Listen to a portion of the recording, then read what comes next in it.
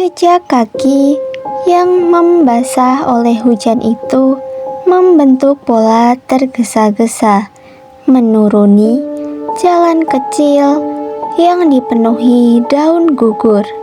Vina berlari menyusuri jalur, nafasnya memburu.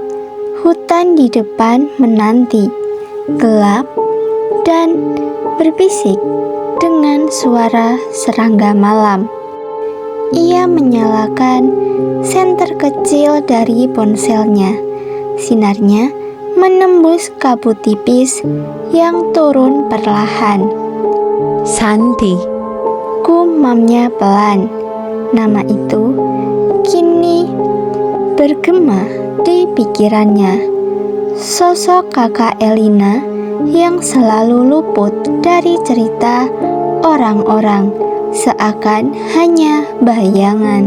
Di sebuah pondok tua dekat tepi hutan, Vina akhirnya melihat seseorang, perempuan berambut panjang, wajahnya pucat, pakaiannya basah oleh hujan. Mata itu sangat mirip dengan Elina, tapi sorotnya jauh berbeda, tajam dan dingin. siapa kau? Suara perempuan itu serak, penuh kewaspadaan. Santi, Tanya Vina terengah. Santi tidak menjawab. Ia menutup pintu pondok kayu rapuh itu, seolah tak ingin diganggu. Tapi Vina tak menyerah. Ia menempelkan telinganya di dinding tipis pondok, mendengar suara Ishak yang tertahan. kenapa dia harus selalu jadi bintang? Kenapa semua orang milih dia? Bahkan orang yang kucintai pun melihatnya, bukan aku. Kata-kata itu menusuk seperti duri. Vina mundur. Jantungnya berdetak keras. Santi sedang bicara, bukan pada Vina, tapi pada dirinya sendiri. Itu pengakuan yang tak bisa ia abaikan. Keesokan paginya, kabar mengejutkan mengguncang desa. Polisi menahan Pak Lurah secara resmi, menuduhnya sebagai pembunuh Elina dengan bukti sidik jari dan motif cemburu. Warga berduyun-duyun berkumpul di balai desa. Sebagian melampiaskan amarah dengan melempar batu ke Pak Lurah. Di tengah kekacauan itu, Vina berdiri gelisah. Ia tahu ada kebenaran yang lebih kelam di balik semua ini. Ia ingat jelas tatapan Santi semalam, penuh iri, penuh luka. Kalau benar dia, kenapa semua bukti mengarah ke Pak Lurah? Bisik Rian, temannya yang ikut bersama. Itu dia, Jawab Vina pelan. seseorang sedang mengatur agar Pak Lurah jadi kambing hitam. Malam berikutnya, Vina kembali menyelinap ke hutan. Pondok tua itu gelap, tapi ia menemukan secari kertas basah di dekat pintu.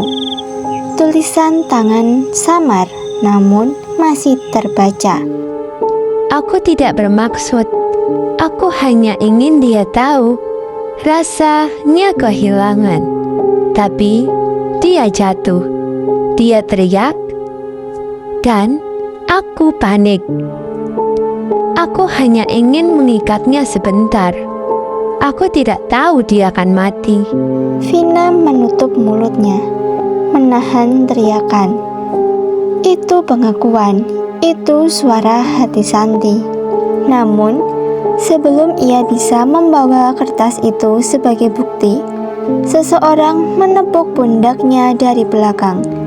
Vina terlonjak, hampir menjatuhkan ponselnya. Santi berdiri di sana, rambutnya tergerai berantakan, matanya merah karena kurang tidur. Jangan bawa ini ke siapa-siapa. Katanya lirih. Suaranya serak bercampur ancaman. Kenapa kau lakukan itu pada adikmu sendiri? Tanya Vina dengan suara bergetar. Santi menatapnya lama. Lalu bibirnya bergetar. Karena dia selalu di atas. Karena semua orang hanya mencintai Elena. Kau tahu rasanya jadi bayangan seumur hidupmu sendiri. Air mata jatuh di pipinya, tapi tatapan matanya tetap keras. Kalau kau buka mulut, kau akan bernasib sama seperti dia. Vina mundur, kakinya gemetar. Malam itu ia tahu satu hal. Pembunuh Elina bukan Pak Lurah. Pembunuh Elina adalah kakaknya sendiri, Santi. Tapi Santi masih bebas. Dan kini ia tahu rahasia paling gelap yang harusnya terkubur di hutan itu.